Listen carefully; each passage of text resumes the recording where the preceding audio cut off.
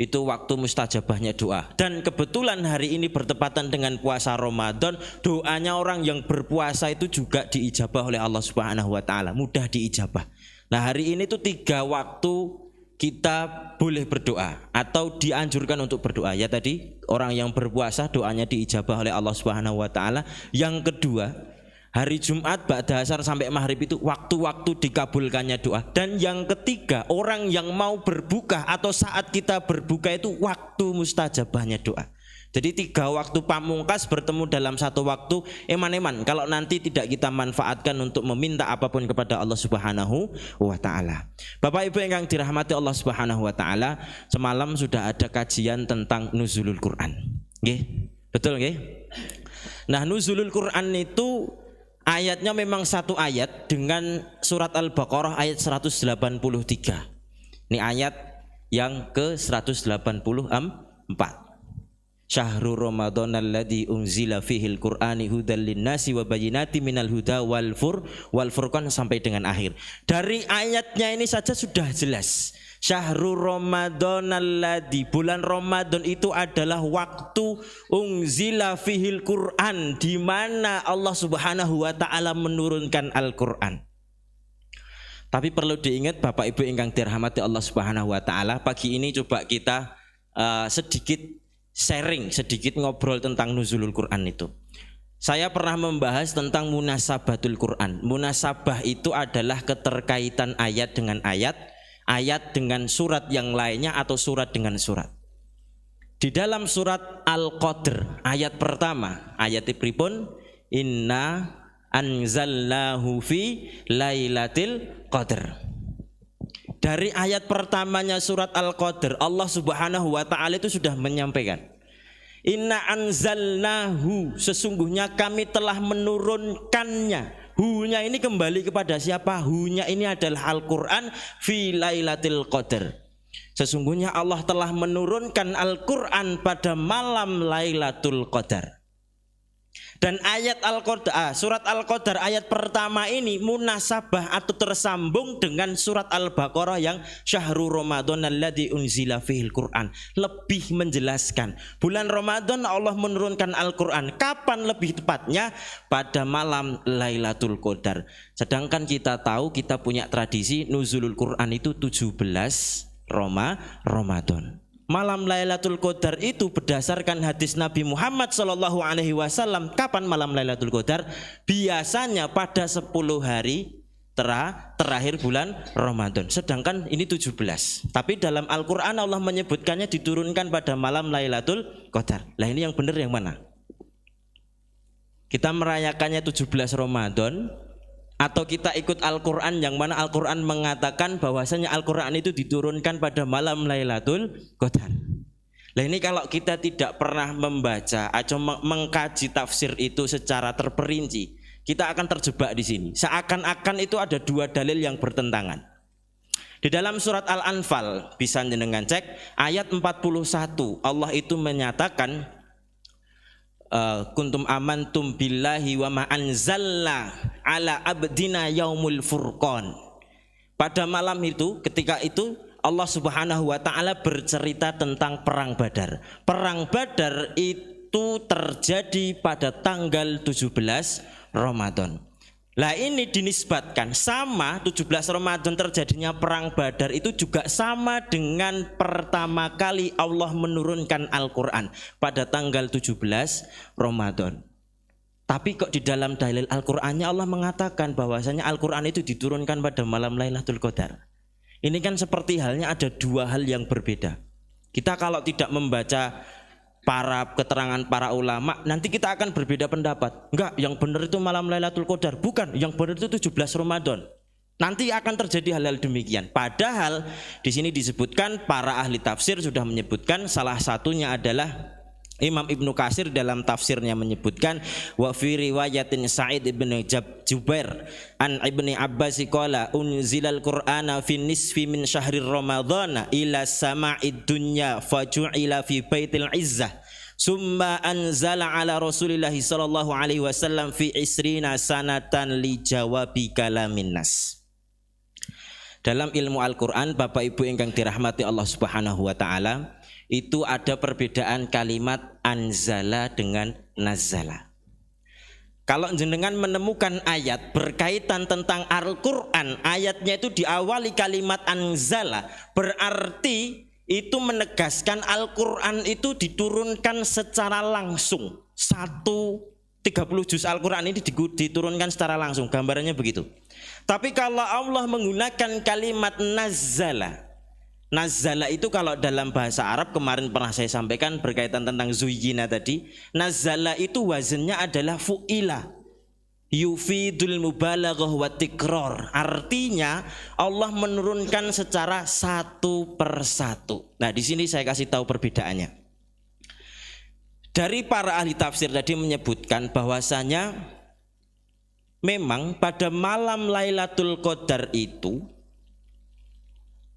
Allah Subhanahu wa taala menurunkan Al-Qur'an dari Lauhul Mahfudz. Lauhul Mahfudz itu tempatnya lembaran-lembaran yang berisikan takdir-takdir manusia itu, ila sama'id dunya, atau lebih tepatnya itu Baitul Izzah namanya. Jadi dari Lauhul Mahfudz diturunkan melalui malaikat Jibril sampai ke Baitul Izzah itu secara lengkap. Al-Qur'an secara lengkap yang biasa kita kenal gambarannya ngeten. 30 juz itu diturunkan lengkap dari Lauhul Mahfudz sampai Baitul Izzah. Terus kok kenapa kita bisa memperingati malam nuzulul Qur'an itu tanggal 17 Ramadan? Lah di sini letaknya. Nazzala bihi Jibril alaihi salam jumlatan wahidatan fi lailatul qadri min lauhil mahfudz ila sama'id dunya ila baitil izzati wa amalahu Jibrilu ala safarati summa kana Jibrilu yunazzilhu ala nabi sallallahu alaihi wasallam nujuman wa kana baina awalihi wa akhirihi salasa wa isruna sana. Al-Qur'an itu diturunkan 30 juz lengkap dari Lauhul Mahfudz sampai ke langit dunia Baitul Izzah oleh malaikat Jibril. Kemudian Al-Qur'an dari Baitul Izzah diturunkan ke Nabi Muhammad sallallahu alaihi wasallam. Bahasanya ahli tafsir itu nujuman atau secara bertahap. Dalam Al-Qur'an kita mengetahui ittifaqul ulama bahwasanya Al-Qur'an yang pertama kali diturunkan kepada Nabi Muhammad itu adalah surat Al-Alaq ayat 1 sampai dengan 5. Itu diturunkan kapan? Pada tanggal 17 Ramadan. Dan itulah yang menjadi dasar atau landasan kita memperingati malam nuzulul Quran.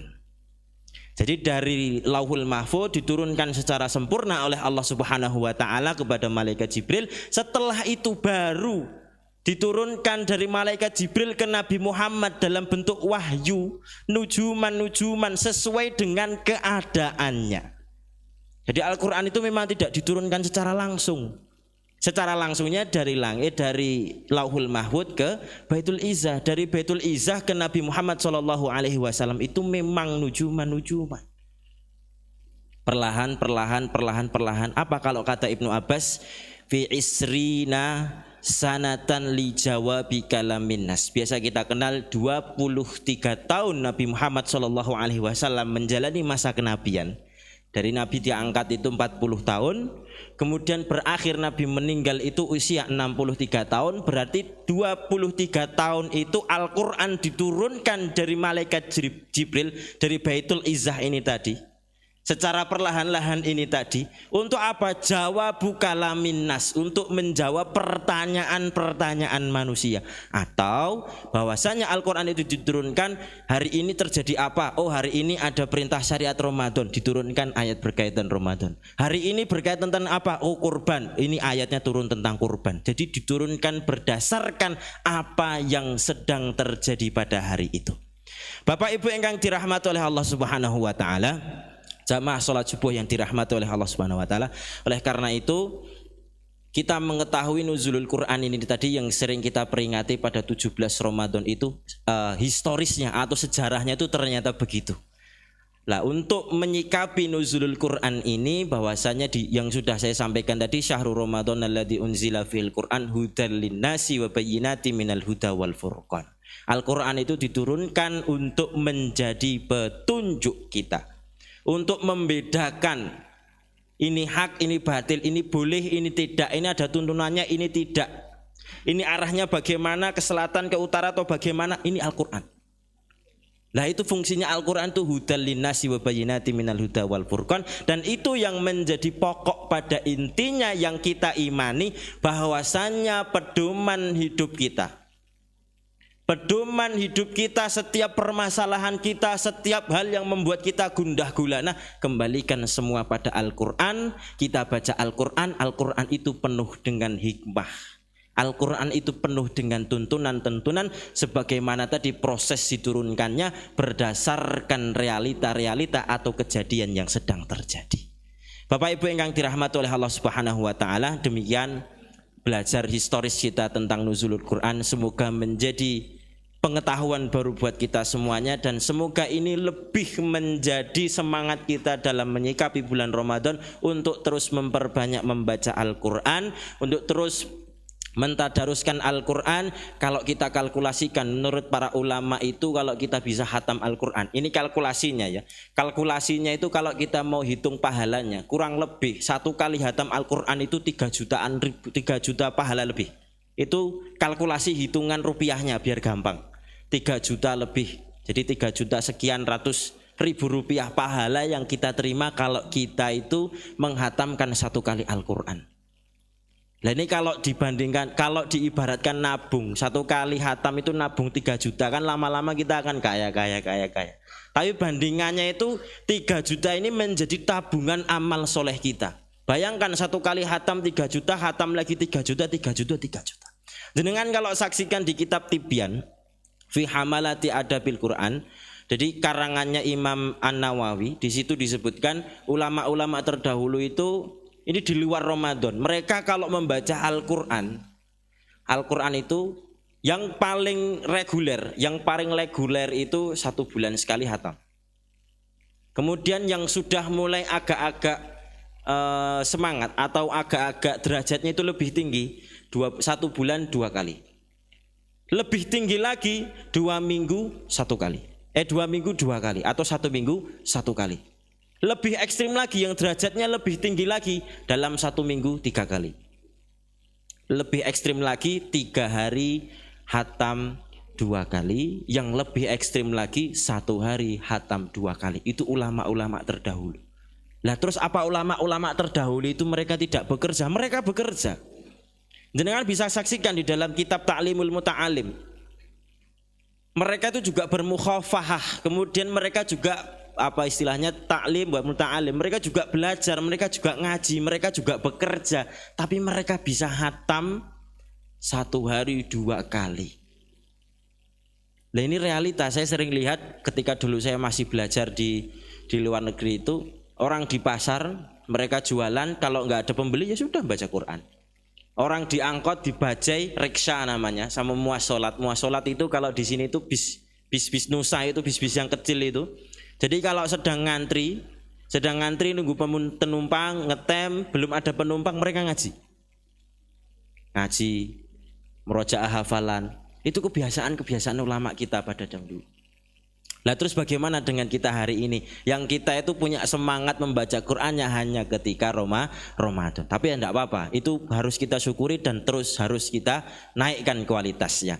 Wallahu taala a'lam bisawab. Aqulu qouli hadza wa astaghfirullah li wa lakum wa lisairil muslimina min kulli dzambin wastaghfiruhu innahu huwal ghafurur rahim. Wassalamu alaikum warahmatullahi wabarakatuh.